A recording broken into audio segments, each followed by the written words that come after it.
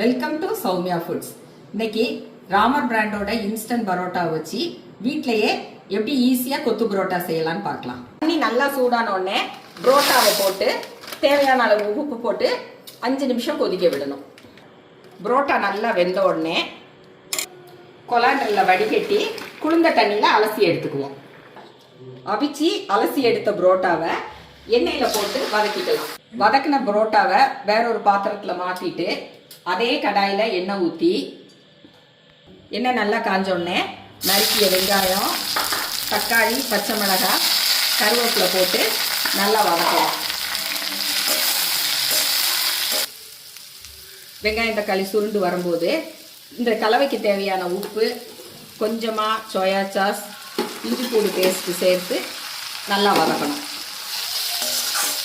இஞ்சி பூடோட பச்சை வாசனை போனோடனே இதை லேசாக இப்படி ஒதுக்கிட்டு உடச்சி வச்சுருக்கிற முட்டை, மிளகுத்தூள், இதில் பாக்கெட்டுக்குள்ளே இருக்கிற டேஸ்ட் மேக்கர் மசாலா எல்லாம் சேர்த்து நல்லா கிளறணும்.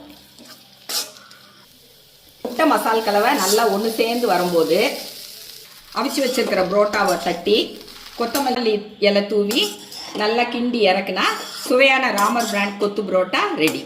இந்த ராமர் பிராண்ட் திடீர் புரோட்டாவை நீங்களும் கடைகளில் கேட்டு வாங்கி வீட்டிலையே செஞ்சு பாருங்கள். குழந்தைங்க முதல் பெரியவங்க வரை எல்லாருக்குமே ரொம்ப பிடிக்கும்.